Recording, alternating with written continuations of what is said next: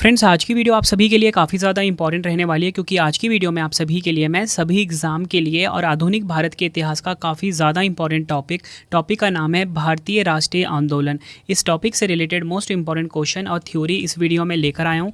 मैंने आपके लिए सभी क्वेश्चन सेलेक्टेड और इंपॉर्टेंट लिए हैं। अगर आप किसी भी एग्ज़ाम की तैयारी कर रहे हो, ये वीडियो आपके लिए काफ़ी ज़्यादा यूज़फुल रहने वाला है। फ्रेंड्स, मैं आपको बताना चाहता हूँ कि इस वीडियो को बनाने में मैंने बहुत ज़्यादा मेहनत करी है, और यकीन करिए मुझ पर, अगर आप ये पूरा वीडियो देख लेते हो ना, ये टॉपिक आपका अच्छे से क्लियर हो जाएगा और आपको किसी भी बुक को और किसी और वीडियो को देखने की ज़रूरत नहीं पड़ेगी। तो चलिए हम स्टार्ट कर लेते हैं। फ्रेंड्स, वीडियो को पूरी तरह से स्टार्ट करने से पहले मैं आपको बताना चाहता हूं कि बिल्कुल हम ऑर्डर में पढ़ेंगे, ठीक है। सबसे पहले हम स्टार्ट करेंगे 1885 के भारतीय राष्ट्रीय कांग्रेस से, ठीक है। उसके बाद मैं आपको लेके जाऊँगा 1905 का जो बंगाल का विभाजन है वो आपको पढ़ाऊँगा। उसके बाद फ्रेंड्स हम पढ़ेंगे मुस्लिम लीग 1906 को। उसके बाद हम पढ़ेंगे कांग्रेस का विभाजन 1907 को, ठीक है। उसके बाद हम पढ़ेंगे खुदीराम बोस को जो फांसी हुई थी 1908 को, उसके बारे में पढ़ेंगे। गदर पार्टी 1913 को पढ़ेंगे। इसी तरीके से हम पढ़ेंगे गांधी जी का भारत आगमन 1915। मतलब जितने भी इंपॉर्टेंट टॉपिक होते हैं ना, वो सारे हम पढ़ेंगे, और जितने भी क्वेश्चन बनते हैं इससे वो हम पढ़ने वाले हैं। यकीन मानिए फ्रेंड्स, बहुत ज़्यादा इंपॉर्टेंट और स्पेशल वीडियो आप सभी के लिए रहने वाली है। तो चलिए हम स्टार्ट कर लेते हैं। सबसे पहले फ्रेंड्स हम पढ़ेंगे भारतीय राष्ट्रीय कांग्रेस 1885 को, ठीक है। तो पहला क्वेश्चन इसमें बनता है कि 1885 में भारतीय राष्ट्रीय कांग्रेस यानी कि आईएनसी की स्थापना किसकी पहल पर की गई थी? राइट आंसर हो जाता है ऑप्शन डी, ए.ओ. ह्यूम के पहल पर। आपको बताना चाहता हूँ भारतीय राष्ट्रीय कांग्रेस की स्थापना कब हुई थी? आप बोलोगे 1885 में हुई थी। अगर आपसे एग्जाम में ये पूछ लें कि किसकी पहल पर की गई थी, ए.ओ. ह्यूम के पहल पर की गई थी। इंपॉर्टेंट पॉइंट समझते हैं। भारतीय राष्ट्रीय कांग्रेस का गठन 28 दिसंबर 1885 को एलन ऑक्टेवियन ह्यूम द्वारा किया गया था। अन्य संस्थापक सदस्यों में दादा भाई नौरोजी और दिनशा वाचा शामिल हैं। पहला सत्र 1885 में वोमेश चंद्र बनर्जी की अध्यक्षता में बॉम्बे में आयोजित किया गया था। तो आपसे एग्जाम में पूछा जाता है कि बताओ भारतीय राष्ट्रीय कांग्रेस का जो पहला सत्र है कब आयोजित हुआ? आप बोलोगे 1885 में वोमेश चंद्र बनर्जी की अध्यक्षता में हुआ था। एनी बेसेंट भारतीय राष्ट्रीय कांग्रेस की पहली महिला अध्यक्ष थी। और इसी के साथ आपको बताना चाहता हूँ सरोजनी नायडू भारतीय राष्ट्रीय कांग्रेस की पहली भारतीय महिला अध्यक्ष थी। दोनों क्वेश्चन एग्जाम में पूछे जाएंगे आपसे। अगर पूछा जाएगा कि बताओ भारतीय राष्ट्रीय कांग्रेस की पहली महिला अध्यक्ष कौन थी, आप बोलोगे एनी बेसेंट। और अगर आपसे पूछ लें कि बताओ भारतीय राष्ट्रीय कांग्रेस की पहली भारतीय महिला अध्यक्ष कौन थी, आप बोलोगे सरोजनी नायडू। फिर जितने भी मैंने यहाँ पे पॉइंट रखे हैं ना, ये सभी अपने आप में क्वेश्चन है, ठीक है। तो आपको एक एक पॉइंट बिल्कुल ध्यान से समझना है और साथ में नोट्स बनाना है। ये तो हमने बात कर ली भारतीय राष्ट्रीय कांग्रेस 1885 के बारे में। अब हम आगे देखते हैं बंगाल का विभाजन 1905, ठीक है। अब हम इसको पढ़ने वाले हैं। जितने भी इंपॉर्टेंट क्वेश्चन और फैक्ट बनते हैं वो हम देखेंगे इसमें। तो हमारा क्वेश्चन है 1905 में बंगाल का विभाजन किसके द्वारा किया गया था? राइट आंसर हो जाता है इस क्वेश्चन का ऑप्शन बी, लॉर्ड कर्जन के द्वारा। 1905 में बंगाल का विभाजन हुआ लॉर्ड कर्जन के द्वारा। अगर हम डिटेल में इस क्वेश्चन को समझते हैं, 19 जुलाई 1905 को भारत के तत्कालीन वायसराय लॉर्ड कर्जन ने बंगाल के विभाजन की घोषणा की थी और 16 अक्टूबर 1905 को इसे लागू किया था। विभाजन के बाद बंगाल को पश्चिमी बंगाल और पूर्वी बंगाल में बांटा गया था। 12 दिसंबर 1911 को लॉर्ड हॉर्डिंग ने बंगाल को फिर से संगठित किया। तो यहाँ पे आपको समझ में क्या आया? देखो यहाँ पे जो क्वेश्चन एग्जाम में बनता है वो तो आप सबसे पहले यही बनेगा कि बताओ बंगाल का विभाजन किसने किया। तो आप बोलोगे बंगाल का विभाजन किया था वायसराय कर्जन ने, ठीक है। पूछा जाए कि कब हुआ था? वर्ष 1905 में हुआ था। ये वर्ष आपके लिए काफ़ी इंपॉर्टेंट है। और फ्रेंड्स, अगर आपसे एग्जाम में ये पूछा जाए कि बताओ बंगाल को फिर से संगठित किसने किया, तब आपका आंसर होगा लॉर्ड हॉर्डिंग ने। देखो फ्रेंड्स, बिल्कुल सिस्टम वाइज आपको पढ़ा रहा हूँ। यकीन मानिए जितने भी पॉइंट मैंने यहाँ पे रखे हैं अपने आप में क्वेश्चन है एग्जाम में, ठीक है। और फ्रेंड्स, हम पढ़ेंगे भारतीय राष्ट्रीय आंदोलन में मुस्लिम लीग 1906 के बारे में, ठीक है। ये भी काफ़ी इंपॉर्टेंट है।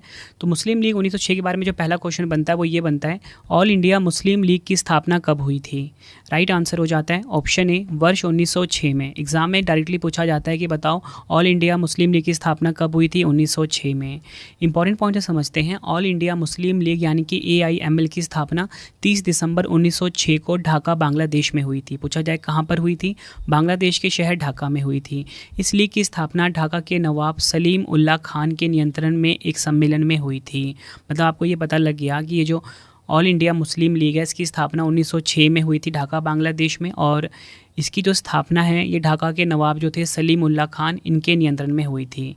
इस लीग का संविधान 1907 में कराची पाकिस्तान में बनाया गया था।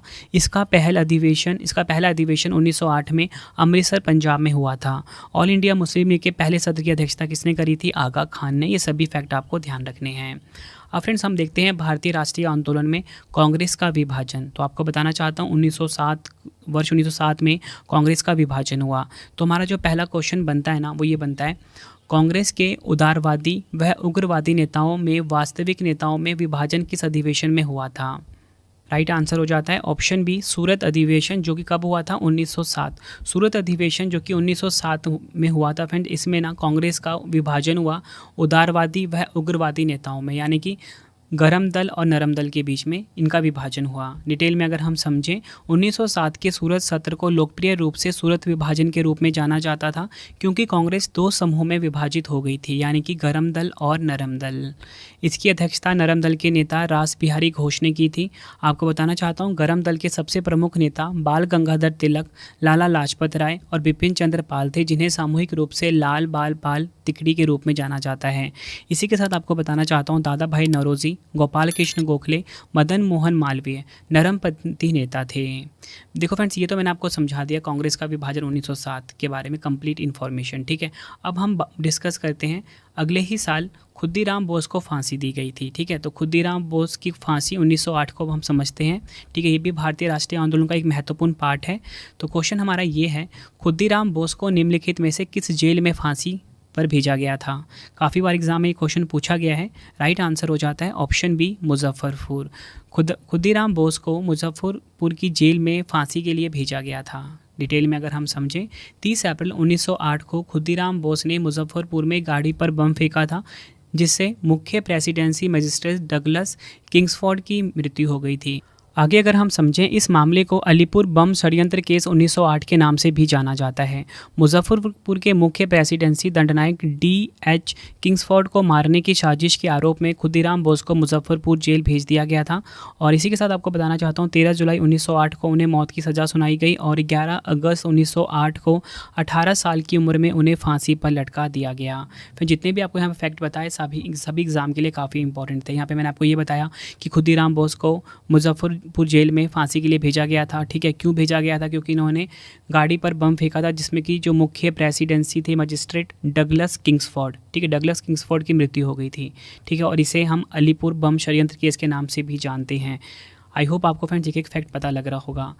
अब फ्रेंड्स हम पढ़ेंगे भारतीय राष्ट्रीय आंदोलन का जो इंपॉर्टेंट पार्ट है वो है गदर पार्टी, ठीक है। गदर पार्टी जिसकी 1913 में स्थापना हुई थी, इसके बारे में हम पढ़ेंगे क्वेश्चन और थ्योरी पार्ट में।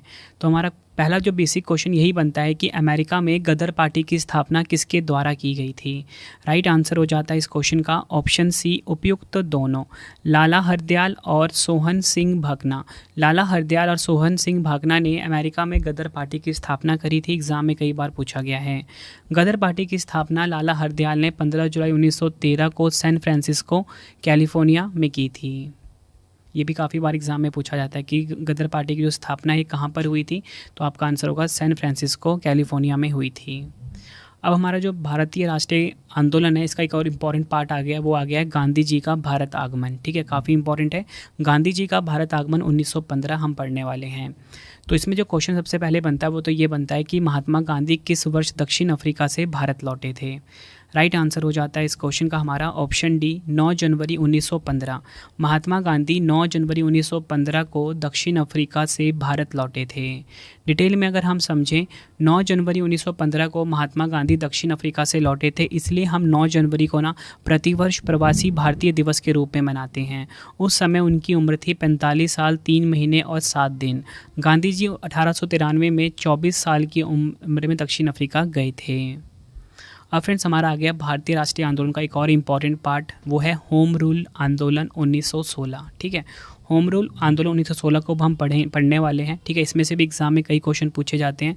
तो पहला क्वेश्चन तो यही बनता है कि भारत में होम रूल आंदोलन का नेतृत्व किसके द्वारा किया गया था? राइट आंसर हो जाता है इस क्वेश्चन का ऑप्शन ए एनी बेसेंट और बाल गंगाधर तिलक। भारत में होम रूल आंदोलन का जो नेतृत्व है ये एनी बेसेंट और बाल गंगाधर तिलक ने किया था। डिटेल में अगर हम समझें, भारत को स्वशासन दिलाने के लिए शुरू किया गया एक आंदोलन था। बाल गंगाधर तिलक ने 1916 में बेलगाम में बॉम्बे प्रांतीय सम्मेलन में पहली होम रूल लीग की स्थापना की थी। आपको बताना चाहता हूँ, होम रूल आंदोलन का आदर्श वाक्य है भारत के लिए स्वशासन। ये भी आपको ध्यान रखना, एग्जाम में पूछा जाता है। और होम रूल शब्द को आयरलैंड से अपनाया गया था। अब देखिए फ्रेंड्स, हमने तो होम रूल आंदोलन पढ़ लिया 1916 वाला, ठीक है। अब ठीक इसके 1 साल के बाद चंपारण आंदोलन हुआ था।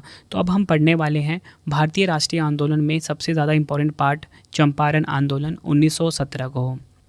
तो फ्रेंड्स, इसमें जो इंपॉर्टेंट क्वेश्चन बनता है वो ये बनता है कि गांधी जी ने 1917 में भारत में सबसे पहले सत्याग्रह का प्रयोग कहाँ किया था। राइट आंसर हो जाएगा ऑप्शन सी चंपारण में। ये आपको ध्यान रखना है, गांधी जी ने 1917 में भारत में सबसे पहले सत्याग्रह का प्रयोग किया था चंपारण में। डिटेल में अगर हम समझें, महात्मा गांधी के नेतृत्व में पहला सत्याग्रह आंदोलन चंपारण सत्याग्रह था। इसकी शुरुआत हुई थी 1917 में बिहार के चंपारण जिले में। तो आपको ये ध्यान रखना है कि जो चंपारण आंदोलन है या बोल सकते हो चंपारण सत्याग्रह, इसका संबंध महात्मा गांधी से है, ठीक है, क्योंकि इन्होंने इसको शुरू किया था। अगर आपसे पूछा जाए कि इसकी शुरुआत किस वर्ष हुई थी, 1917 में हुई थी। कहाँ पर हुई थी? बिहार के चंपारण जिले में हुई थी। आगे अगर हम समझें, चंपारण सत्याग्रह इसलिए लागू हुआ क्योंकि किसानों को अपनी ज़मीन के एक हिस्से में नील उगाने के लिए मजबूर किया गया था। इससे किसानों में काफ़ी रोष उत्पन्न हुआ। यूरोपीय बागान मालिक किसानों को कुल भूमि के 3/20 हिस्से पर नील उगाने के लिए मजबूर कर रहे थे, जिसे 3 कठिया प्रणाली कहा जाता है, ठीक है। ये आपको पता लग गया चंपारण आंदोलन के बारे में। अब देखो फ्रेंड्स, चंपारण आंदोलन 1917 मैंने आपको पढ़ाया। ठीक 1 साल के बाद अहमदाबाद मिल मजदूर आंदोलन भी हुआ, ठीक है। इसका नेतृत्व भी महात्मा गांधी जी ने किया था। तो अहमदाबाद मिल मजदूर आंदोलन 1918 को हम पढ़ने वाले हैं। तो क्वेश्चन में सबसे पहले बेसिक सा ये बनता है कि महात्मा गांधी जी ने अहमदाबाद में मिल मजदूरों की सफल हड़ताल का नेतृत्व किस वर्ष किया था। राइट आंसर हो जाता है इस क्वेश्चन का ऑप्शन बी वर्ष 1918 में। महात्मा गांधी जी ने अहमदाबाद में मिल मजदूरों की सफल हड़ताल का नेतृत्व वर्ष 1918 में किया था। डिटेल में अगर हम समझें, महात्मा गांधी जी ने वर्ष 1918 में अहमदाबाद में सूती मिल मजदूरों के बीच सत्याग्रह आंदोलन का आयोजन किया। सूती मिल के मजदूरों ने 50% वेतन वृद्धि की मांग की, लेकिन मिल मालिक केवल 20% वेतन वृद्धि देने को तैयार थे। कपास मिल श्रमिकों का समर्थन करने के लिए गांधी जी ने भूख हड़ताल की। सत्याग्रह का परिणाम यह हुआ कि हड़ताल सफल रही और मजदूरों को 35% वेतन में वृद्धि मिली। देखो फ्रेंड्स, मैंने आपको ये बता दिया अहमदाबाद मिल मजदूर आंदोलन 1918, ठीक है। इसी साल खेड़ा आंदोलन भी हुआ, ठीक है। इसका भी मतलब नेतृत्व महात्मा गांधी ने किया था। तो अब हम पढ़ेंगे खेड़ा आंदोलन 1918 को। तो हमारा जो बेसिक सा क्वेश्चन है वो ये है, सरकार के विरुद्ध शुरू किए गए खेड़ा सत्याग्रह के नेता कौन थे। आंसर हो जाता है ऑप्शन ए महात्मा गांधी जी। सरकार के विरुद्ध जो शुरू हुआ था खेड़ा सत्याग्रह, इसके नेता कौन थे? महात्मा गांधी। डिटेल में अगर हम समझें, खेड़ा सत्याग्रह भूमि राजस्व के भुगतान के संबंध में ब्रिटिश सरकार की दमनकारी नीतियों के विरुद्ध 11 मार्च 1918 में भारत के गुजरात के खेड़ा जिले में शुरू किया गया एक महत्वपूर्ण आंदोलन था। इस आंदोलन को मुख्य मांग राजस्व वसूली में ढील देने की थी। किसानों ने सरकार को राजस्व देने से इनकार कर दिया था। आगे अगर हम डिटेल में समझें, खेड़ा के लोग फसल की विफलता और प्लेग की महामारी के कारण अंग्रेजों द्वारा लगाए गए उच्च करों का भुगतान करने में असमर्थ थे। गांधी जी और वल्लभ भाई पटेल के नेतृत्व में खेड़ा किसान आंदोलन का नेतृत्व किया गया था। देखो फ्रेंड्स, ये तो मैंने आपको बता दिया खेड़ा आंदोलन 1918 के बारे में, ठीक है। जो भी इंपॉर्टेंट पॉइंट थे मैंने आपको क्वेश्चन के माध्यम से भी समझा रहा हूँ, और जो भी एक्स्ट्रा क्वेश्चन बनते हैं ना, वो मैं आपको थ्योरी के पार्ट में समझा रहा हूँ। इसलिए मैं आपको अभी भी कह रहा हूँ कि जितने भी ये पॉइंट यहाँ पे मैं लिख रहा हूँ ना इंपॉर्टेंट पॉइंट में, ये अपने आप में ही क्वेश्चन है, ठीक है। आपसे पूछ लेंगे, बताओ कि खेड़ा आंदोलन किस वर्ष शुरू हुआ था। आप बोलोगे 1918 में शुरू हुआ था। किस राज्य में? गुजरात राज्य में, ठीक है। उद्देश्य भी आपको पता लग गया क्यों शुरू किया गया था। राजस्व वसूली में ढील देने के लिए इसको शुरू किया गया था, ठीक है। अब हम ना देखो 1918 में खेड़ा आंदोलन हुआ। ठीक इसके 1 साल के बाद भारतीय राष्ट्रीय आंदोलन का एक और इम्पॉर्टेंट टॉपिक आ जाता है, रॉलेट एक्ट 1919। ये काफ़ी इंपॉर्टेंट है, इसमें से एग्जाम में क्वेश्चन काफ़ी ज़्यादा आते हैं, तो इसको आप बिल्कुल ध्यान से समझना। तो इसमें जो मैंने पहला क्वेश्चन आपके लिए फ्रेम किया है ना, वो ये किया है, रॉलेट एक्ट का उद्देश्य क्या था। राइट आंसर हो जाता है इस क्वेश्चन का ऑप्शन सी, सरकार द्वारा बिना मुकदमा दायर किए गए किसी व्यक्ति को बंदी बनाना।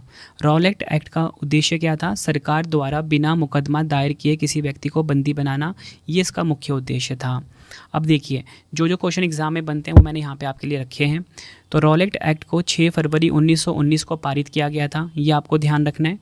और आगे अगर हम पढ़ें, इस अधिनियम के तहत सरकार को किसी भी संदिग्ध को बिना मुकदमे के जेल में डालने और सजा देने का अधिकार दिया गया था। महात्मा गांधी ने इसे ब्लैक एक्ट कहा था। इस अधिनियम को लॉर्ड चैम्सफोर्ड के कार्यकाल में पारित किया गया था। तो आपसे एग्जाम में पूछा जाता है कि बताओ ये जो रॉलेट एक्ट है किस वर्ष पारित किया गया था? आप बोलोगे 1919 में पारित किया गया था। उद्देश्य मैंने आपको बता दिया इसका। महात्मा गांधी ने किस एक्ट को ब्लैक एक्ट कहा था? तो आप बोलोगे रॉलेट एक्ट को कहा था।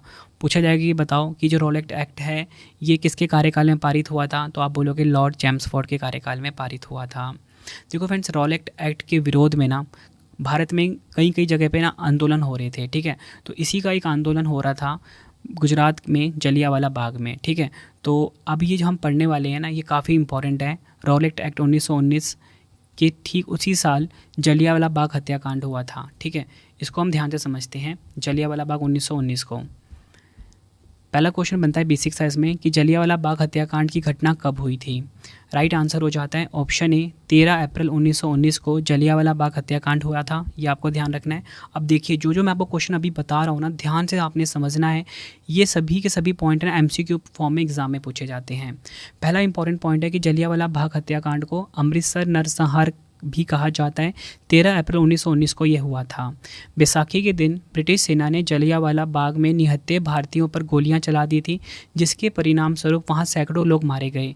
इस घटना के पीछे की वजह भारतीय स्वतंत्रता समर्थक नेताओं डॉक्टर सैफुद्दीन किचलू और डॉक्टर सत्यपाल की गिरफ्तारी थी। मतलब क्या हुआ था फ्रेंड्स, मैंने आपको बताया था ना कि 1919 में रॉलेट एक्ट आया था, ठीक है। तो रॉलेट एक्ट में क्या था? सरकार द्वारा बिना मुकदमा दायर किए किसी भी व्यक्ति को बंदी बनाना।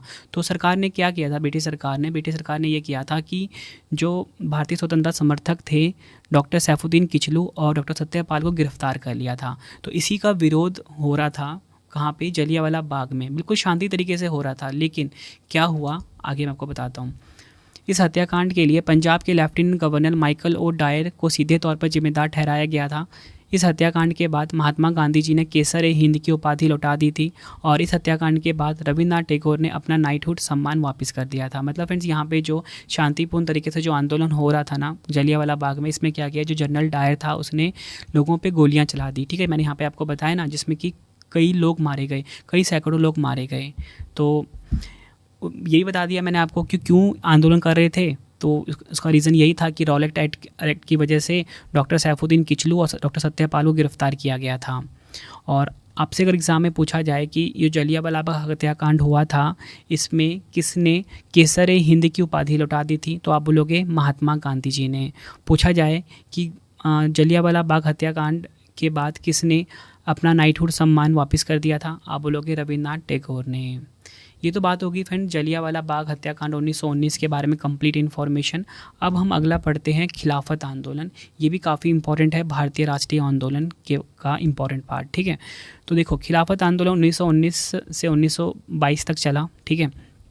तो इसमें जो क्वेश्चन बनता है, ये क्वेश्चन एग्जाम में ना कई बार पूछा गया है। तो क्वेश्चन है खिलाफत आंदोलन का नेतृत्व किसके द्वारा किया गया था? मोस्ट इंपॉर्टेंट क्वेश्चन, आप मार्क करिए। तो राइट आंसर हो जाता है ऑप्शन ए, शौकत अली और मोहम्मद अली, ठीक है। शौकत अली और मोहम्मद अली ने खिलाफत आंदोलन का नेतृत्व किया था। डिटेल में अगर हम समझें, खिलाफत आंदोलन 1919 से 1922 तक चला था। यह एक ब्रिटिश विरोधी आंदोलन था। इस आंदोलन की शुरुआत मौलाना मोहम्मद अली और मौलाना शौकत अली ने की थी। इस आंदोलन का मकसद युद्ध के बाद तुर्क साम्राज्य के टूटने के बाद इस्लाम के खलीफा के रूप में तुर्क सुल्तान के अधिकार को बनाए रखने के लिए ब्रिटिश सरकार पर दबाव डालना था। इस आंदोलन के जरिए मुस्लिम समुदाय के बीच एकीकरण की कोशिश की गई थी। फ्रेंड्स, हमने पढ़ लिया खिलाफत आंदोलन के बारे में, ठीक है। अब हम अगला जो पढ़ने वाले हैं ना, वो पढ़ने वाले हैं असहयोग आंदोलन। इसको आप डबल स्टार मार्क कर लीजिए। हम पढ़ेंगे असहयोग आंदोलन 1920 के बारे में। फ्रेंड्स, आपको अगर वीडियो की क्वालिटी, वीडियो का कंटेंट और आपके रवि सर की मेहनत पसंद आ रही है ना, वीडियो को लाइक और शेयर ज़रूर करें। कमेंट बॉक्स में अपना फीडबैक भी दें कि आपको वीडियो कैसी लगती है। फ्रेंड्स, मैं बिल्कुल आपको सिस्टम वाइज पढ़ा रहा हूँ, बिल्कुल ऑर्डर वाइज पढ़ा रहा हूँ, ताकि आपको ना ये जो ये जो टॉपिक है ना काफ़ी टफ लगता है बच्चों को, तो मैंने ना बिल्कुल आसान बनाने की कोशिश करी है आप सभी के लिए। अगर आपको ना मेरी मेहनत पसंद आ रही है ना तो वीडियो को लाइक और शेयर ज़रूर करें। कमेंट बॉक्स में ज़रूर बताना कि आपको वीडियो कैसी लग रही है। और मैं आपको बताना चाहता हूँ फ्रेंड्स, मैंने ना अपनी करंट अफेयर की क्लास भी स्टार्ट कर दी है, डेली 20 क्वेश्चन करा रहा हूँ current affairs by Ravi YouTube channel पे, तो उसको भी आप जरूर सब्सक्राइब कर लीजिए। बेस्ट कंटेंट यहाँ पे मैं प्रोवाइड कर रहा हूँ आप सभी को। डिटेल में 20 क्वेश्चन पढ़ाता हूँ 100% रिजल्ट देने के लिए, तो करंट अफेयर्स बाय रवि को आप सब्सक्राइब कर लीजिए। तो मैं आपको अभी क्या पढ़ा रहा था, मैं आपको पढ़ा रहा था असहयोग आंदोलन 1920, ठीक है। तो इसको हम समझते हैं। तो पहला क्वेश्चन जो मैंने इसमें रखा है ना आपके लिए, वो ये रखा हुआ है, असहयोग आंदोलन किसने शुरू किया था। काफ़ी इंपॉर्टेंट क्वेश्चन है ये। तो राइट आंसर हो जाता है इस क्वेश्चन का हमारा ऑप्शन ए, महात्मा गांधी। महात्मा गांधी ने असहयोग आंदोलन को शुरू किया था। डिटेल में अगर हम समझें, असहयोग आंदोलन 1 अगस्त 1920 को शुरू हुआ था। बाद में फरवरी 1922 में चौरी चौरा की घटना के कारण इसे वापस ले लिया गया। देखो फ्रेंड्स, यहाँ पे मैंने आपको क्या समझाया, यहाँ पे मैंने आपको ये समझाया कि जो असहयोग आंदोलन है ना, इसे महात्मा गांधी ने शुरू किया था। कब शुरू किया? 1 अगस्त 1920 को शुरू किया गया था। लेकिन क्या हुआ, 1922 में चौरी चौरा की घटना हुई, जिसके कारण ये जो आंदोलन था इसे वापस ले लिया गया। असहयोग आंदोलन के नेता थे महात्मा गांधी जी। असहयोग आंदोलन कांग्रेस के नागपुर सत्र 1920 में अपनाया गया था। असहयोग आंदोलन के दौरान सबसे पहले CR दास को गिरफ्तार किया गया था। असहयोग आंदोलन शुरू करने से पहले गांधी जी ने केसर-ए-हिंद पुरस्कार को लौटा दिया था। ये भी आपको ध्यान रखना है। देखो फ्रेंड्स, मैंने आपको असहयोग आंदोलन करवा दिया 1920, ठीक है। ठीक इसके बाद हुआ चौरी चौरा घटना 1922। तो अब हम पढ़ने वाले हैं भारतीय राष्ट्रीय आंदोलन का इम्पॉर्टेंट पार्ट, चौरी चौरा घटना के बारे में। तो चौरी चौरा घटना 1922 में हुआ था, ये आपको ध्यान रखना है। तो इसमें जो हमारा क्वेश्चन है पहला, वो ये है कि चौरी चौरा घटना कब हुई थी। राइट आंसर हो जाता है इस क्वेश्चन का ऑप्शन बी, 4 फरवरी 1922 को चौरी चौरा घटना को अंजाम दिया गया था। डिटेल में अगर हम समझें, चौरी चौरा की घटना के कारण महात्मा गांधी जी ने 12 फरवरी 1922 को असहयोग आंदोलन वापस ले लिया था। यह घटना 4 फरवरी 1922 को उत्तर प्रदेश के गोरखपुर जिले के चौरी चौरा में हुई थी। इस घटना में असहयोग आंदोलन में हिस्सा ले रहे किसानों की भीड़ पुलिस से भिड़ गई और एक पुलिस स्टेशन में आग लगा दी गई। इस घटना में 22 पुलिसकर्मी और 3 नागरिक मारे गए थे। मतलब यहाँ पे आपको क्या क्या समझने वाली चीज़ें हैं। देखो, सबसे पहले तो एग्जाम में यही पूछा जाएगा कि बताओ चौरी चौरा की जो घटना है ना, ये कब हुई थी। तो आप बोलोगे चौरी चौरा की जो घटना है ये हुई थी 4 फरवरी 1922 को। पूछा जाए कहाँ पर हुई थी, आप बोलोगे उत्तर प्रदेश के गोरखपुर ज़िले में हुई थी। आई होप आपको ये चीज़ें पता लग गई। और अगर आपसे पूछा जाए कि बताओ कि ये चौरी चौरा की घटना हुई थी, इसमें कितने पुलिसकर्मी मारे गए थे, 22 पुलिसकर्मी मारे गए थे। और अगर आपसे पूछा जाए कि किस घटना के कारण महात्मा गांधी जी ने असहयोग आंदोलन को वापस ले लिया था, चौरी चौरा की घटना के कारण। कब ले लिया था असहयोग आंदोलन को वापस? 12 फरवरी 1922 को। आई होप फ्रेंड्स आपको एक एक फैक्ट अच्छे से समझ में आ रहा होगा। अब देखिए फ्रेंड्स, भारतीय राष्ट्रीय आंदोलन हम पढ़ रहे हैं। अब इसका एक इम्पॉर्टेंट और टॉपिक आ गया है, वो आ गया है स्वराज पार्टी 1923। तो फ्रेंड्स अब हम पढ़ने वाले हैं स्वराज पार्टी 1923 को अच्छे से। तो इसमें जो मैंने आपके लिए पहला बेसिक सा क्वेश्चन रखा वो ये रखा हुआ है कि 1 जनवरी 1923 को स्वराज पार्टी की स्थापना किसके द्वारा की गई थी। राइट आंसर हो जाता है इस क्वेश्चन का हमारा, राइट आंसर हो जाएगा ऑप्शन ए, देश बंधु चित्तरंजन दास और मोतीलाल नेहरू। ये आपको ध्यान रखना है कि 1 जनवरी 1923 को स्वराज पार्टी की स्थापना करी थी देश बंधु चित्तरंजन दास और मोतीलाल नेहरू ने। डिटेल में अगर हम समझें, असहयोग आंदोलन की विफलता के बाद स्वराज पार्टी का गठन किया गया था। 1 जनवरी 1923 को चित्तरंजन दास ने मोतीलाल नेहरू के साथ स्वराज पार्टी का गठन किया और बंगाल विधानसभा में इसके नेता बने। आपको बताना चाहता हूँ, स्वराज पार्टी ने भारत के लिए एक संविधान बनाने की मांग की थी। स्वराज पार्टी का जो प्रथम अधिवेशन है इलाहाबाद में हुआ था, एग्जाम में पूछा जाता है, ठीक है। उद्देश्य भी आपको पता लग गया कि स्वराज पार्टी ने भारत के लिए एक संविधान बनाने की मांग की थी।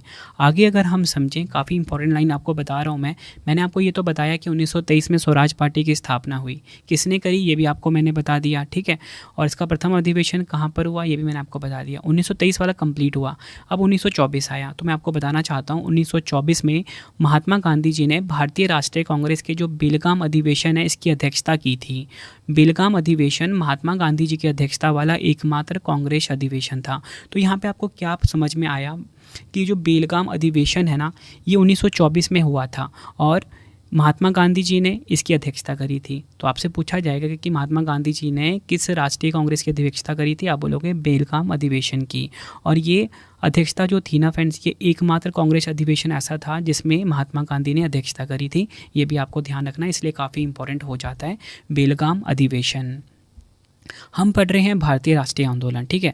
तो अब हम पढ़ने वाले हैं भारतीय राष्ट्रीय आंदोलन में साइमन कमीशन, काफ़ी इंपॉर्टेंट है, इसको भी आप डबल स्टार मार्क करिए, ठीक है। तो साइमन कमीशन 1928 हम पढ़ने वाले हैं। तो इसमें जो मैंने आपके लिए पहला बेसिक क्वेश्चन रखा है वो ये रखा है, बताओ साइमन कमीशन भारत कब आया था। राइट आंसर हो जाता है इस क्वेश्चन का ऑप्शन ए, 3 फरवरी 1928 को साइमन कमीशन भारत आया था। हर एग्ज़ाम में ना ये क्वेश्चन हर साल रिपीट होता है। मैंने आपको ये बताया कि साइमन कमीशन भारत कब आया, 3 फरवरी 1928 को। इंपॉर्टेंट पॉइंट इसको समझते हैं, काफ़ी सारे क्वेश्चन एग्जाम में ना साइमन कमीशन से पूछे जाते हैं। तो साइमन कमीशन को साल 1927 में ब्रिटिश सरकार ने भारत सरकार अधिनियम 1919 की समीक्षा के लिए नियुक्त किया था। यह आयोग 1928 में भारत आया था। इस आयोग का गठन संवैधानिक सुधारों का अध्ययन करने और भारत सरकार की सिफारिशें देने के लिए किया गया था। आगे अगर हम समझें, इस आयोग को सर जॉन साइमन की अध्यक्षता के बाद लोकप्रिय रूप से साइमन कमीशन के नाम से जाना जाता है, ठीक है। आयोग आपको पता लग गया कि जो साइमन कमीशन है ये इसका नाम साइमन कमीशन क्यों पड़ा, ये आपको पता लग गया, ठीक है। यह एक श्वेत आयोग था, मतलब इसमें जितने भी थे सभी गोरे थे, कोई भी इसमें भारतीय नहीं था। तो मैं आपको समझाता हूँ, यह एक श्वेत आयोग था क्योंकि इसमें कोई भी भारतीय सदस्य नहीं था। इस आयोग में ब्रिटेन के 7 सांसद थे। ये एग्जाम में डायरेक्टली क्वेश्चन पूछा जाता है। मैं आपको अभी भी बता रहा हूँ फ्रेंड्स, मैं आपको हर बार नहीं बताऊँगा कि ये पॉइंट आपके लिए इंपॉर्टेंट है, बस आपको समझ जाना है कि यहाँ पर जो भी पॉइंट लिखा है ना आपके रवि सर ने, MCQ क्वेश्चन जो होता है उसको 1 लाइनर फॉर्मेट में कन्वर्ट किया है। इसलिए अभी बार बार आपको मैं कह रहा हूँ, हर एक पॉइंट यहाँ पे काफ़ी इंपॉर्टेंट है, ठीक है। तो आपसे पूछा जाएगा कि बताओ ये जो साइमन कमीशन वाला जो आयोग था, ठीक है, इसमें तो एक भी भारतीय सदस्य नहीं थे। पूछा जाएगा कि इस आयोग में ब्रिटेन के कितने सांसद थे, आप बोलोगे 7 सांसद थे। ब्रिटिश सरकार द्वारा भेजे गए साइमन कमीशन का बहिष्कार किया गया। क्यों किया गया आपको पता लग गया होगा, क्योंकि इसमें कोई भी भारतीय सदस्य नहीं था। तो मैंने यहाँ पे लिखा है, ब्रिटिश सरकार द्वारा भेजे गए साइमन कमीशन का बहिष्कार किया गया क्योंकि इस आयोग में किसी भी भारतीय को शामिल नहीं किया गया था। इस आयोग ने मई 1930 में अपनी 2 वॉल्यूम्स रिपोर्ट प्रकाशित की थी। ये आपको ध्यान रखना है। मैंने आपको भारतीय राष्ट्रीय आंदोलन का सबसे इंपॉर्टेंट पार्ट था साइमन कमीशन 1928, ये अच्छे से समझा दिया। जो भी क्वेश्चन बनते थे वो भी आपको समझा दिए। अब हम पढ़ेंगे भारतीय राष्ट्रीय आंदोलन में दांडी मार्च 1930, ठीक है। तो मैंने आपके लिए जो पहला क्वेश्चन रखा है ना वो ये रखा हुआ है, गांधी जी ने अपना प्रसिद्ध दांडी मार्च कहाँ से शुरू किया। राइट आंसर हो जाता है इस क्वेश्चन का ऑप्शन बी, साबरमती आश्रम। गांधी जी ने अपना प्रसिद्ध दांडी मार्च जो है ये साबरमती आश्रम से शुरू किया। इंपॉर्टेंट पॉइंट समझते हैं, 12 मार्च 1930 को गांधी जी ने साबरमती आश्रम से दांडी तक दांडी मार्च निकाला। महात्मा गांधी जी ने 6 अप्रैल 1930 को गुजरात के दांडी के समुद्र तट पर नमक कानून तोड़ा था। गांधी जी के दांडी मार्च के समय भारत का वायसराय लॉर्ड इरविन था। और आपको बताना चाहता हूँ, दांडी मार्च 240 मील यानी कि 390 किलोमीटर लंबा था और इस मार्च की शुरुआत गांधी जी ने अपने 78 भरोसेमंद स्वयंसेवकों के साथ की थी। अब बताता हूँ मैं आपको, क्वेश्चन एग्जाम में कितने सारे आते हैं दांडी मार्च से। पहला क्वेश्चन तो आपसे यही पूछा जाएगा कि गांधी जी ने अपना प्रसिद्ध दांडी मार्च कहाँ से शुरू किया। आप बोलोगे साबरमती से शुरू किया। कहाँ तक था ये, दांडी तक था। ये पता लग गया। पूछा जाए कि बताओ दांडी मार्च गांधी जी ने कब शुरू किया, वर्ष 1930 में शुरू किया। ये भी आपको पता लग गया। और अगर आपसे पूछा जाए कि बताओ गांधी जी के दांडी मार्च के समय भारत के वाइसरॉय कौन थे, लॉर्ड इरविन थे। अगर आपसे पूछा जाए दांडी मार्च जो था, जो कि साबरमती आश्रम से दांडी तक का था, इसकी लंबाई कितनी थी, 240 मील यानी कि 390 किलोमीटर। अगर आपसे पूछा जाए कि जो दांडी मार्च था इसमें गांधी जी के कितने स्वयंसेवक शामिल हुए थे, 78 शामिल हुए थे। फ्रेंड देखो, आपको ना खुद भी पता लग रहा होगा कि जो मैंने कंटेंट रखा है ना आपके लिए, ये किस लेवल का कंटेंट आपके लिए रखा है, ठीक है। अगला हम पढ़ेंगे अभी भारतीय राष्ट्रीय आंदोलन में प्रथम गोलमेज सम्मेलन, ठीक है। ये तो अपने आप में ही काफ़ी इंपॉर्टेंट है। 3 गोलमेज सम्मेलन हुए थे, प्रथम, द्वितीय, तृतीय, तीनों को हम पढ़ेंगे, ठीक है। तो हम अब पढ़ने वाले हैं भारतीय राष्ट्रीय आंदोलन का काफ़ी इंपॉर्टेंट पार्ट, जो कि है प्रथम गोलमेज सम्मेलन 1930-31। तो मैंने आपके लिए जो क्वेश्चन बनाया है इसमें वो ये बनाया है, लंदन में ब्रिटिश सम्राट द्वारा प्रथम गोलमेज सम्मेलन का उद्घाटन कब किया गया था। राइट आंसर हो जाता है इस क्वेश्चन का ऑप्शन ए 12 नवंबर 1930। लंदन में ब्रिटिश सम्राट द्वारा प्रथम गोलमेज सम्मेलन का उद्घाटन हुआ था 12 नवंबर 1930 को। डिटेल में अगर हम समझें, प्रथम गोलमेज सम्मेलन 12 नवंबर 1930 से 19 जनवरी 1931 तक लंदन के Royal Gallery House of Lords में आयोजित किया गया था। कहाँ पर आयोजित किया गया था? लंदन में आयोजित किया गया था। इसका उद्घाटन किया था जॉर्ज पंचम ने और इसकी अध्यक्षता ब्रिटिश प्रधानमंत्री रामसे मैकडॉनल्ड ने की थी। आगे अगर हम समझें, प्रथम गोलमेज सम्मेलन के दौरान लॉर्ड इरविन भारत के वॉइसरॉय थे। तो आपसे पूछा जाता है कि बताओ, प्रथम गोलमेज सम्मेलन जब हुआ था उस समय भारत के वॉइसरॉय कौन थे? इरविन वॉइसरॉय थे। इस सम्मेलन में भारत के कुल 74 प्रतिनिधियों ने हिस्सा लिया था, जिनमें 58 राजनीतिक नेता और 16 रियासतों के सदस्य शामिल थे। भारतीय राष्ट्रीय कांग्रेस ने इस सम्मेलन में हिस्सा नहीं लिया था, ये आपको ध्यान रखना है। तो मैंने आपको यहाँ पे ये समझाया कि जो प्रथम गोलमेज सम्मेलन है ना, ये 1930 से 1931 तक चला। ठीक है, शुरू कब हुआ? 1930 में शुरू हुआ। तो ये डेट आपको ध्यान रखनी है। और अगर आपसे पूछा जाए कि कहाँ पर आयोजित हुआ था, लंदन में आयोजित हुआ था। पूछा जाए कि इसका उद्घाटन किसने किया था? जॉर्ज पंचम ने किया था। इसकी अध्यक्षता किसने करी थी? ब्रिटिश प्रधानमंत्री रामसे मैकडॉनल्ड ने करी थी। भारत के वॉइसरॉय कौन थे इस टाइम? तो लॉर्ड इरविन थे। और इस सम्मेलन में भारत के कितने प्रतिनिधियों ने भाग लिया? 74। पूछा जाए कि क्या भारतीय राष्ट्रीय कांग्रेस ने इसमें शामिल हुए थे? तो आप बोलोगे नहीं हुए थे। मैंने आपको प्रथम गोलमेज सम्मेलन पढ़ा दिया। ठीक है, अब हम पढ़ने वाले हैं भारतीय राष्ट्रीय आंदोलन का अगला इंपॉर्टेंट टॉपिक, वो है द्वितीय गोलमेज सम्मेलन 1931। तो देखिए, क्वेश्चन ये बनता है, द्वितीय गोलमेज सम्मेलन में कांग्रेस का प्रतिनिधित्व किसके द्वारा किया गया था? मतलब आपको ये पता लग गया कि जो दूसरा गोलमेज सम्मेलन था ना, इसमें कांग्रेस शामिल हुई थी, है ना, मतलब भारतीय राष्ट्रीय कांग्रेस में शामिल हुई थी। तो पूछा गया कि बताओ, कांग्रेस का प्रतिनिधित्व किसके द्वारा किया गया था? राइट आंसर हो जाता है इस क्वेश्चन का ऑप्शन बी, महात्मा गांधी जी के द्वारा। डिटेल में अगर हम समझें, द्वितीय गोलमेज सम्मेलन 7 सितंबर 1931 से 1 दिसंबर 1931 तक लंदन में आयोजित किया गया था। इस सम्मेलन में महात्मा गांधी जी ने भारतीय राष्ट्रीय कांग्रेस का प्रतिनिधित्व किया था और सरोजिनी नायडू ने भारतीय महिलाओं का। आपको पता लग गया कि भारतीय महिलाओं का प्रतिनिधित्व किसने किया था? सरोजिनी नायडू ने। इस सम्मेलन की अध्यक्षता यूनाइटेड किंगडम के प्रधानमंत्री रामसे मैकडॉनल्ड ने करी थी। फ्रेंड्स, ये आपको मैंने द्वितीय गोलमेज सम्मेलन भी अच्छे से समझा दिया। जो भी इंपॉर्टेंट क्वेश्चन थे सब कुछ मैंने आपको यहाँ पे बताया कि इस सम्मेलन की अध्यक्षता करी थी महात्मा गांधी जी ने और महिलाओं की तरफ से करी थी सरोजिनी नायडू ने। ठीक है, कब ये हुआ था? 1931 में हुआ था। अब देखिए फ्रेंड्स, ये जो द्वितीय गोलमेज सम्मेलन है 1931, ठीक, इसके 1 साल के बाद ना पूना पैक्ट होता है। ठीक है, तो मैं आपको पूना पैक्ट बता देता हूँ, इसके बाद मैं आपको बताऊँगा तृतीय गोलमेज सम्मेलन। ठीक है, लेकिन तृतीय गोलमेज सम्मेलन से पहले पूना पैक्ट हुआ था।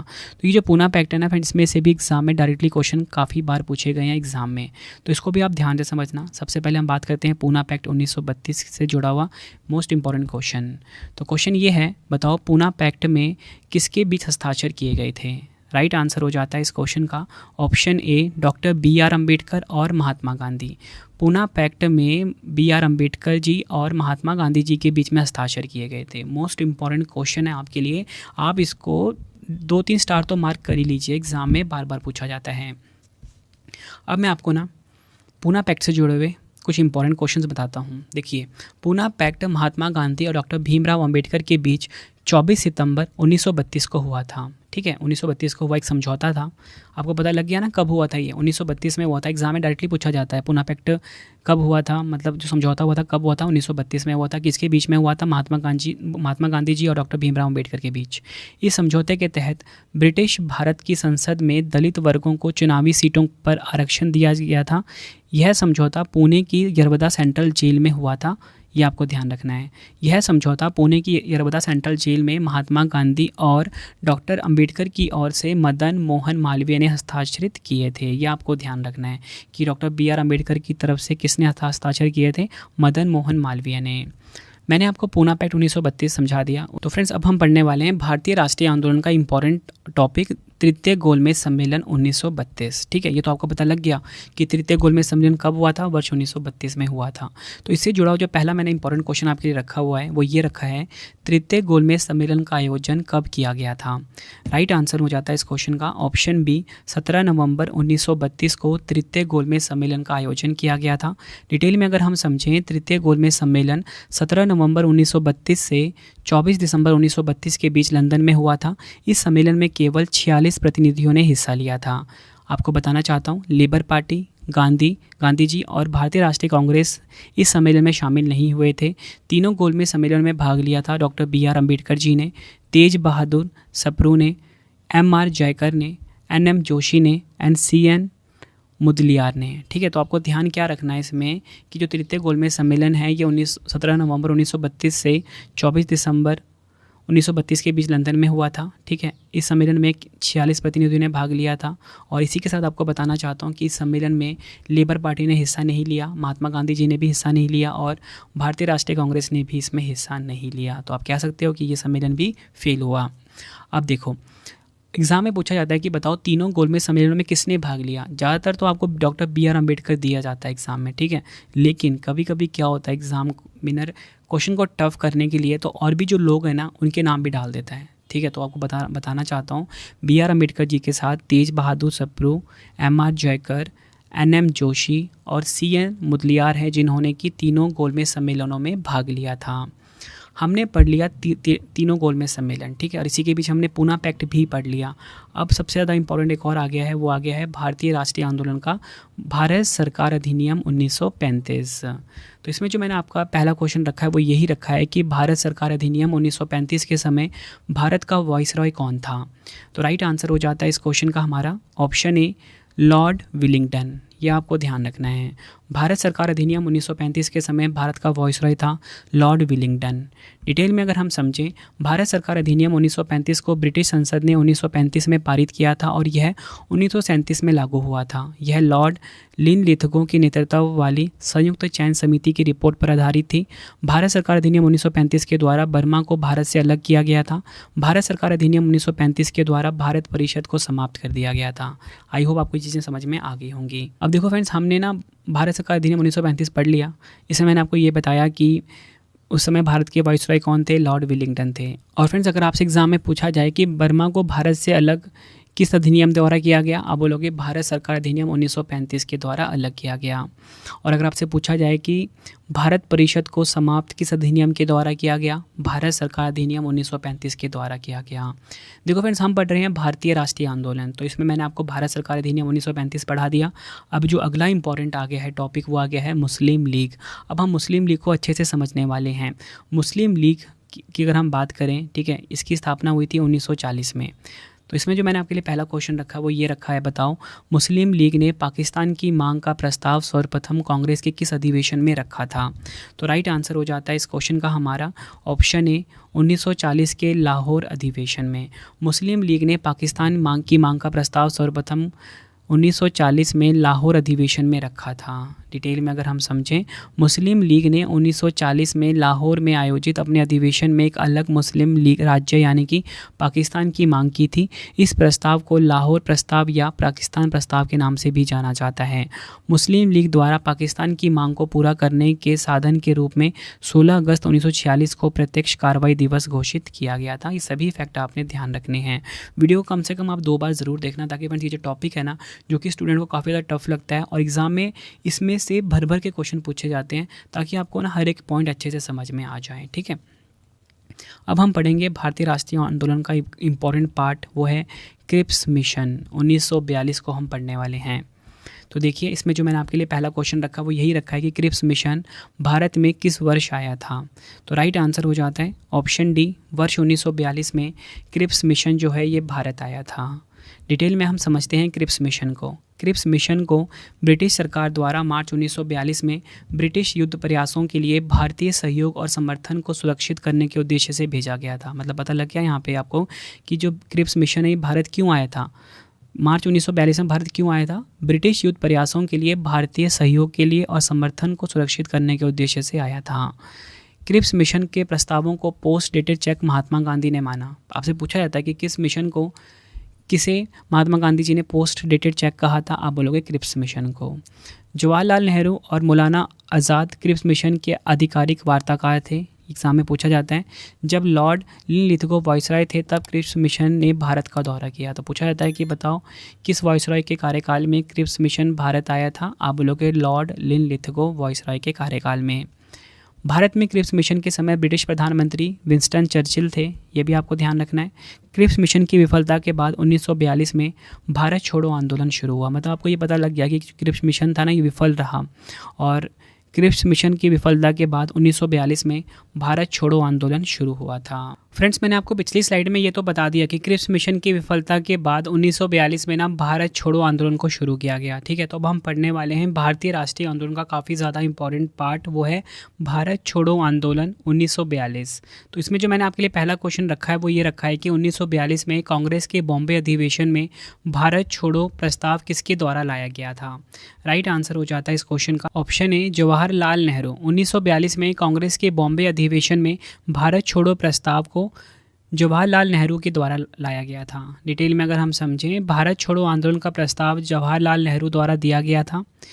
भारत छोड़ो प्रस्ताव को महात्मा गांधी जी ने 8 अगस्त 1942 को मुंबई के ग्वालियर टैंक मैदान में अखिल भारतीय कांग्रेस कमेटी के सत्र में पारित किया था। मतलब लेकर कौन आए थे? जवाहरलाल नेहरू। और पारित किसने किया? महात्मा गांधी ने। इस प्रस्ताव का मकसद भारत में ब्रिटिश शासन को ख़त्म करना था। इस आंदोलन को अगस्त आंदोलन और अगस्त क्रांति के नाम से भी जाना जाता है। भारत छोड़ो का नारा समाजवादी कांग्रेस नेता यूसुफ मेहर अली ने दिया था। आई होप फ्रेंड्स आपको सारे के सारे इंपॉर्टेंट पॉइंट पता लग गए कि जो 1942 में जो कांग्रेस के बॉम्बे अधिवेशन में भारत छोड़ो प्रस्ताव था किसके द्वारा लाया गया? जवाहरलाल नेहरू ने। पारित किया था किसने? महात्मा गांधी जी ने। और उद्देश्य क्या था? ब्रिटिश शासन को ख़त्म करना। और इसे ना, ये जो भारत छोड़ो आंदोलन है, इसे अगस्त आंदोलन और अगस्त क्रांति के नाम से भी जाना जाता है। नेक्स्ट है हमारा क्वेश्चन, भारत छोड़ो आंदोलन के समय गांधी जी को गिरफ्तार करके कौन सी जेल में रखा गया था? राइट आंसर हो जाएगा ऑप्शन सी, पूना जेल में। ये आपको ध्यान रखना है। डिटेल में अगर हम समझें, भारत छोड़ो आंदोलन के दौरान 9 अगस्त 1942 की सुबह महात्मा गांधी समेत कांग्रेस के ज़्यादातर नेताओं को गिरफ्तार कर लिया गया था। गांधी जी को पूना की जेल में रखा गया था, जबकि नेहरू, आज़ाद और दूसरे नेताओं को अहमदनगर किले में हिरासत में रखा गया था। इस आंदोलन के दौरान गांधी जी ने करो या मरो का नारा दिया था। भारत छोड़ो आंदोलन गांधी जी द्वारा 9 अगस्त 1942 को द्वितीय विश्व युद्ध के दौरान भारत में शुरू किया गया था। आई होप आपको ये चीज़ भी पता लग गई होगी। नेक्स्ट है हमारा, अगस्त आंदोलन के दौरान अंग्रेज़ों ने कौन सा ऑपरेशन शुरू किया था? अगस्त आंदोलन, मैंने आपको क्या बताया कि अगस्त आंदोलन किसका दूसरा नाम है? भारत छोड़ो आंदोलन का ही दूसरा नाम है। तो पूछा गया आपसे, बताओ कि अगस्त आंदोलन के दौरान, यानी कि भारत छोड़ो आंदोलन के दौरान अंग्रेज़ों ने कौन सा ऑपरेशन शुरू किया था? राइट आंसर हो जाता है option D, operation zero hour. ये आपको ध्यान रखना है। देखो फ्रेंड्स, यहाँ पे मैंने आपको पढ़ा दिया अगस्त आंदोलन यानी कि भारत छोड़ो आंदोलन, ठीक है। और ये मैंने आपको बताया था 1942 में हुआ था। तो इसके बाद हम पढ़ने वाले हैं अभी शिमला सम्मेलन 1945, ठीक है। ये भी काफ़ी इंपॉर्टेंट है, एग्जाम में क्वेश्चन बनते हैं इसमें से। तो हमारा क्वेश्चन है, शिमला सम्मेलन किस वर्ष में आयोजित किया गया था? राइट आंसर हो जाता है ऑप्शन सी, वर्ष 1945 में शिमला सम्मेलन आयोजित किया गया था। डिटेल में अगर हम समझें, शिमला सम्मेलन भारत शिमला में वाइसरॉय लॉर्ड वेवेल और ब्रिटिश भारत के प्रमुख राजनीतिक नेताओं के बीच एक बैठक थी। शिमला सम्मेलन में कुल 22 प्रतिनिधियों ने हिस्सा लिया था। सम्मेलन 24 जून 1945 को शिमला में शुरू हुआ और 14 जुलाई 1945 तक चला। शिमला सम्मेलन विफल साबित हुआ क्योंकि मुस्लिम लीग ने शिमला सम्मेलन शर्त रखी कि वाइसरॉय की कार्यकारिणी परिषद में नियुक्त होने वाले सभी मुस्लिम सदस्यों का चयन वह स्वयं करेगी, ठीक है। अब देखो फ्रेंड्स, मैंने आपको ये बता दिया कि शिमला सम्मेलन 1945 में हुआ था और ये फेल हो गया था, ठीक है। तो ठीक इसके 1 साल के बाद कैबिनेट मिशन योजना आई। कैबिनेट मिशन योजना हम पढ़ेंगे 1946 को। तो इसमें जो पहला क्वेश्चन आपके रखा वो मैंने यही रखा है कि कैबिनेट मिशन योजना किस वर्ष में स्थापित की गई थी? राइट आंसर हो जाता है इस क्वेश्चन का हमारा ऑप्शन डी, वर्ष 1946 में कैबिनेट मिशन योजना जो है ये स्थापित की गई थी। कैबिनेट मिशन भारत में संविधान निर्माण के तरीके पर विचार विमर्श करने के लिए साल 1946 में आया था। इसका मकसद भारत को शांतिपूर्ण तरीके से सत्ता हस्तांतरित करना और संविधान बनाने पर आम सहमति बनाना था। इस मिशन की घोषणा इंग्लैंड के प्रधानमंत्री क्लेमेंट एटली ने की थी। 24 मार्च 1946 को ब्रिटिश कैबिनेट के 3 सदस्य Lord Pethick Lawrence, sir Stafford Cripps और एवी अलेक्जेंडर भारत आए थे। ठीक है, मैंने आपको यहाँ पे क्या बताया कि जो कैबिनेट मिशन योजना है ये 1946 में स्थापित हुई थी, ये आपको ध्यान रखना है। इसका मकसद क्या था? भारत को शांतिपूर्ण तरीके से सत्ता हस्तांतरित करना और संविधान बनाने पर आम सहमति बनाना था। इस मिशन की घोषणा किसने करी थी? इंग्लैंड के प्रधानमंत्री क्लेमेंट एटली ने। और 24 मार्च 1946 को ब्रिटिश कैबिनेट के 3 सदस्य भारत आए थे। कौन कौन? Lord Pethick Lawrence, sir Stafford Cripps और एवी अलेक्जेंडर। अब देखिए फ्रेंड्स, मैंने आपको ना कैबिनेट मिशन योजना पढ़ा दिया। ठीक है, अब आ गया हमारा भारतीय राष्ट्रीय आंदोलन का एक और इम्पॉर्टेंट पार्ट, वो आ गया है भारतीय स्वतंत्रता अधिनियम 1947, जो कि है हमारा आखिरी। ठीक है, और इसके बाद हम सभी इंपॉर्टेंट क्वेश्चन पढ़ने वाले हैं। उससे पहले मैं आपको बताना चाहता हूँ फ्रेंड्स कि अगर आपको आपके रवि सर की ई बुक्स बाय करनी है, current affairs, polity, geography, history या फिर आधुनिक भारत के इतिहास की, तो हमारी वेबसाइट है www.ravibookspdf.com। यहाँ पे जाके आप हमारी ऑल सब्जेक्ट की ई बुक को बाय करके अपने एग्जाम की तैयारी को बहुत मजबूत बना सकते हो। बेस्ट कंटेंट रखा है आपके रवि सर ने अपनी ई बुक्स में। ठीक है, तो यहाँ पे आपको polity, geography, history, all subject की बुक मिल जाती है। वेबसाइट पे जाइए www.ravibookspdf.com। कम टाइम में अपने एग्जाम की आप तैयारी को मजबूत बना सकते हो। साथ में फ्रेंड्स, अगर आपको डेली करंट अफेयर का टेस्ट लगाना है तो आपको क्या करना है? मोबाइल एप्लीकेशन इंस्टॉल करना है हमारा रवि स्टडी जी के नाम से। ठीक है, इसे इंस्टॉल कर लीजिए। यहाँ पे आपको फ्री टेस्ट में जाके आप डेली करंट अफेयर का टेस्ट लगा सकते हो। बाकी कोई भी अगर आपको पेड वीडियो कोर्स चाहिए वो आपको यहाँ पे मिल जाता है हमारी वेबसाइट के, हमारी एप्लीकेशन के ऊपर। तो चलिए फ्रेंड्स, अब हम देख लेते हैं भारतीय स्वतंत्रता अधिनियम 1947 के बारे में। तो इसमें जो क्वेश्चन है, किस कानून द्वारा भारत और पाकिस्तान को 2 स्वतंत्र राष्ट्रों में विभाजित किए गए थे? आंसर हो जाता है इस क्वेश्चन का हमारा ऑप्शन ए, भारतीय स्वतंत्रता अधिनियम 1947। डिटेल में अगर हम समझें, भारत का विभाजन 1947 में ब्रिटिश भारत का विभाजन था, जिसके साथ ही पाकिस्तान का भी निर्माण हुआ। 3 जून 1947 को माउंट बैटन ने एक प्रेस कॉन्फ्रेंस में भारत के विभाजन की घोषणा की थी और 15 अगस्त 1947 को आज़ादी की तारीख भी घोषित की थी। 1947 में लॉर्ड माउंट बैटन द्वारा घोषित भारत और पाकिस्तान सीमा आयोग के अध्यक्ष सिरिल रैडक्लिफ थे। फ्रेंड्स, ये तो कुछ इंपॉर्टेंट पॉइंट हो गए किसके बारे में? भारतीय स्वतंत्रता अधिनियम 1947 के बारे में। फ्रेंड्स, इसी तरीके से जितने भी इंपॉर्टेंट टॉपिक थे ना भारतीय राष्ट्रीय आंदोलन से जुड़े हुए, वो मैंने आपको करवाए। देखो फ्रेंड्स, यहाँ पे ना कुल मिला के मैंने आपको 30 से ज़्यादा इंपॉर्टेंट टॉपिक करवाए हैं। ठीक है, भारतीय राष्ट्रीय आंदोलन में, जो कि छोटे छोटे टॉपिक थे। अब मैंने ना कहने के लिए तो मैंने आपको यहाँ पे 32 क्वेश्चन तक ही करवाए, लेकिन जितनी एडिशनल मैंने इन्फॉर्मेशन दी है, हर क्वेश्चन में मैंने आपको 5 से 7 इन्फॉर्मेशन दी है। मतलब 100 से ज़्यादा क्वेश्चन तो यहीं पे बन गए। ठीक है, अब कुछ एक्स्ट्रा क्वेश्चन हम पढ़ लेते हैं जो कि एग्जाम में बार बार पूछे जाते हैं भारतीय राष्ट्रीय आंदोलन से जुड़े हुए। यकीन मानिए, ये जो वीडियो आप देख रहे हो ना, ये टॉपिक आपका पूरा कंप्लीट हो रहा है आज। ठीक है, इससे बेस्ट वीडियो और इससे बेस्ट कंटेंट ना आपको किसी पेड कोर्स में भी नहीं मिलने वाला। ठीक है, तो चलिए हम अगला क्वेश्चन देख लेते हैं। क्वेश्चन है हमारा, आज़ाद हिंद फौज का गठन किसके द्वारा किया गया था? राइट आंसर हो जाता है ऑप्शन डी, सुभाष चंद्र बोस जी के द्वारा आज़ाद हिंद फौज का गठन किया गया था। डिटेल में अगर हम समझें, 21 अक्टूबर 1943 को सुभाष चंद्र बोस ने सिंगापुर में आज़ाद हिंद फौज का गठन किया। भारत को आज़ाद कराने के लिए भारतीय राष्ट्रीय सेना का विचार मूल रूप से रास बिहारी बोस द्वारा कल्पना की गई थी, जो 1915 में जापान चले गए थे। नेक्स्ट है, पूना सार्वजनिक सभा की स्थापना किसके द्वारा की गई थी?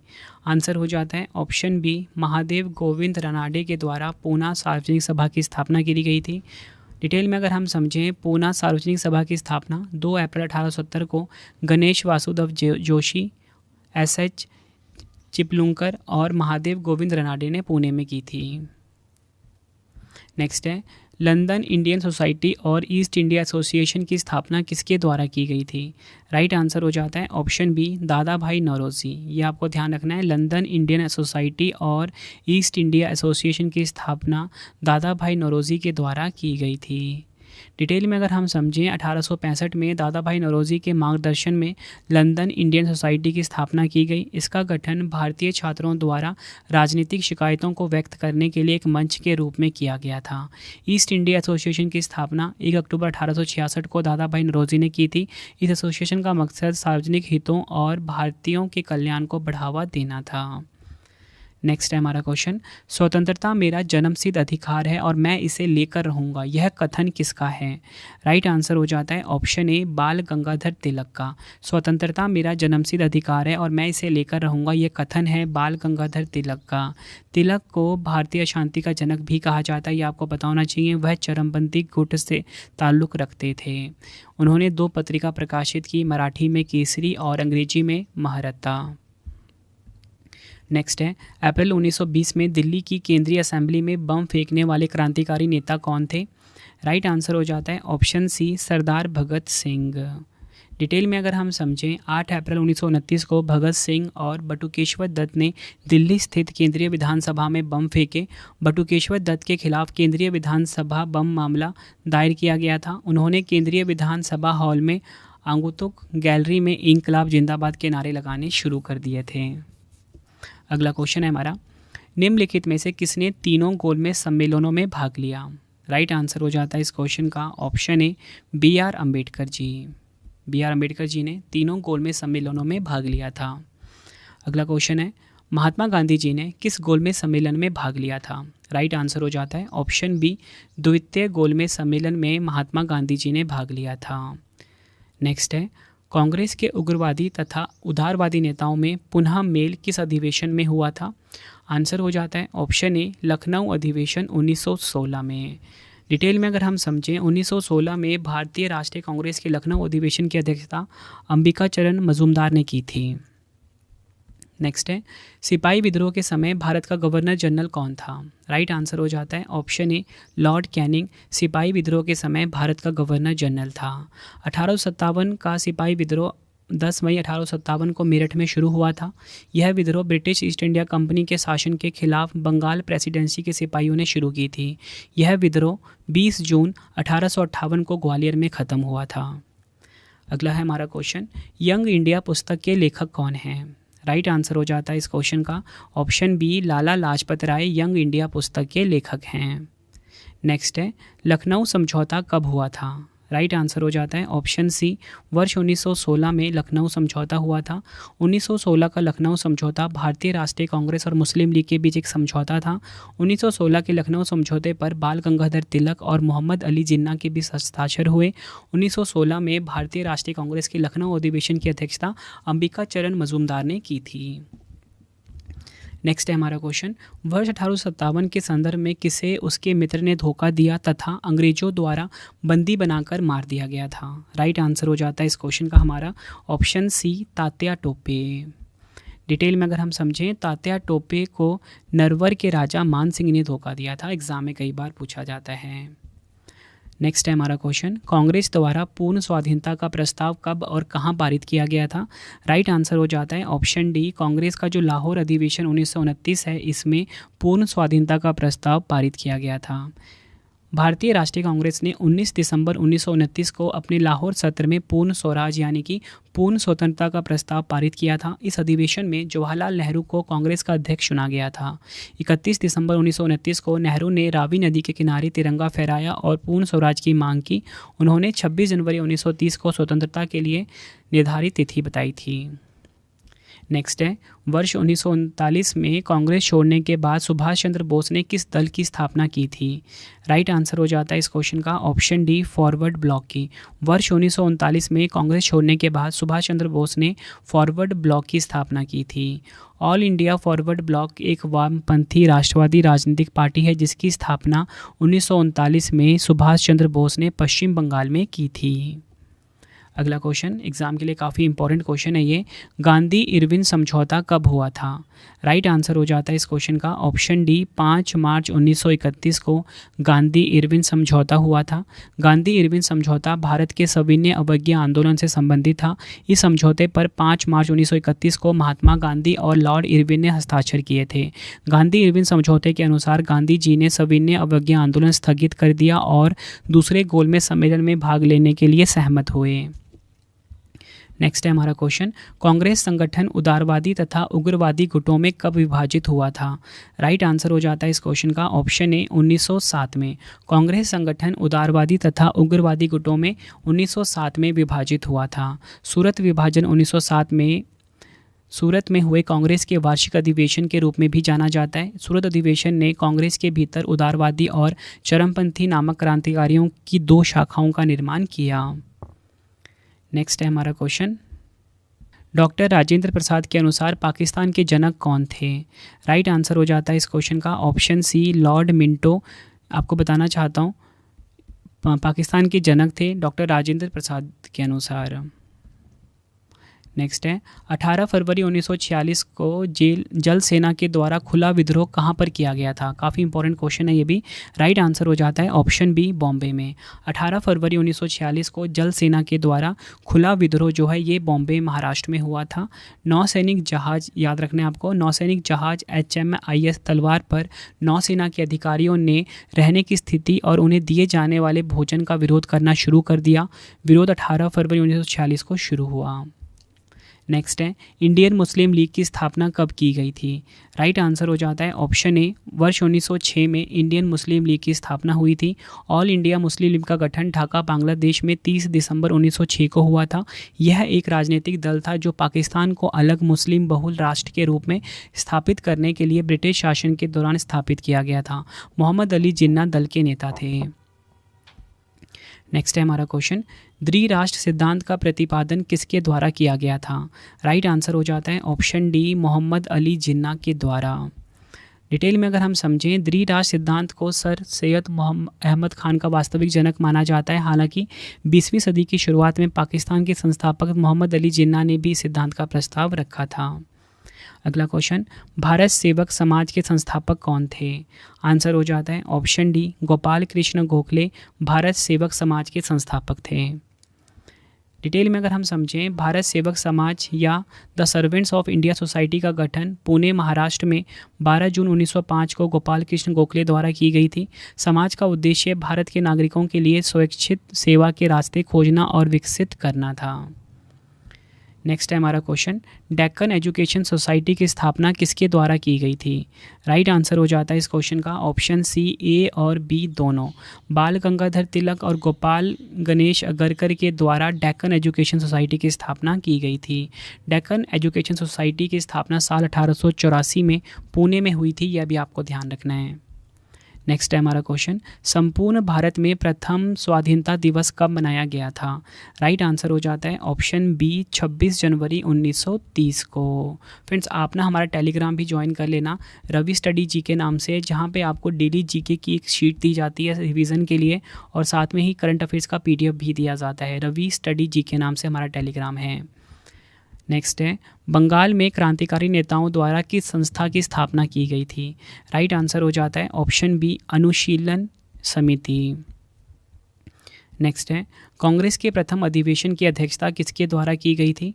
राइट आंसर हो जाता है ऑप्शन बी, व्योमेश चंद्र बनर्जी के द्वारा कांग्रेस का जो प्रथम अधिवेशन था इसकी अध्यक्षता करी गई थी। नेक्स्ट है, वर्नाक्यूलर प्रेस एक्ट किसके शासन में पारित किया गया था। आंसर हो जाएगा ऑप्शन ए, लॉर्ड लिटन के कार्यकाल में। अगला क्वेश्चन, मुझ पर किया गया लाठी का एक एक प्रहार ब्रिटिश साम्राज्य के कफन में कील बनकर रहेगा, ऐसा किसने कहा था। आंसर हो जाएगा ऑप्शन सी, लाला लाजपत राय ने। डिटेल में अगर हम समझें, लाला लाजपत राय को शेर ए पंजाब के नाम से भी जाना जाता था। 19 मई 1894 को लाला लाजपत राय ने पंजाब नेशनल बैंक की स्थापना करी थी, ये भी आपको ध्यान रखना है। अगला क्वेश्चन है हमारा, हंटर कमेटी की नियुक्ति सरकार द्वारा किस घटना की जांच के लिए की गई थी।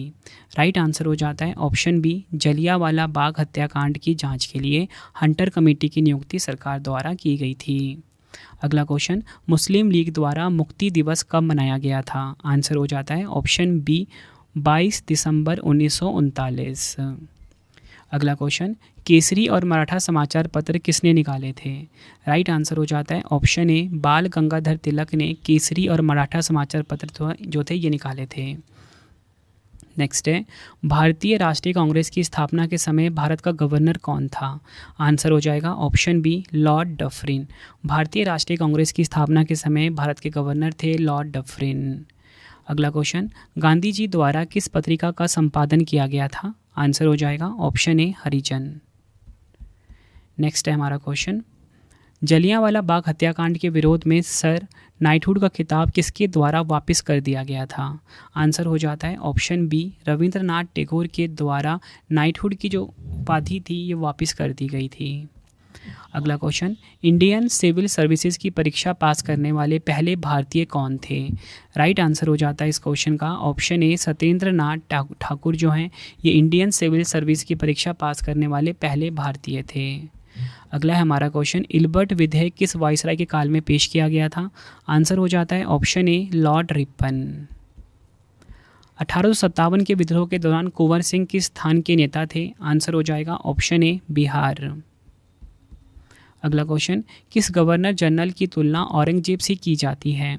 आंसर हो जाता है option D Lord Curzon. Lord Curzon की तुलना जो है ये औरंगजेब से की जाती है, ये आपको ध्यान रखना है। आखिरी क्वेश्चन है हमारी आज की वीडियो का, भारतीय राष्ट्रवाद के पिता कौन कहलाए जाते हैं? तो राइट आंसर हो जाता है इस क्वेश्चन का ऑप्शन ए महात्मा गांधी।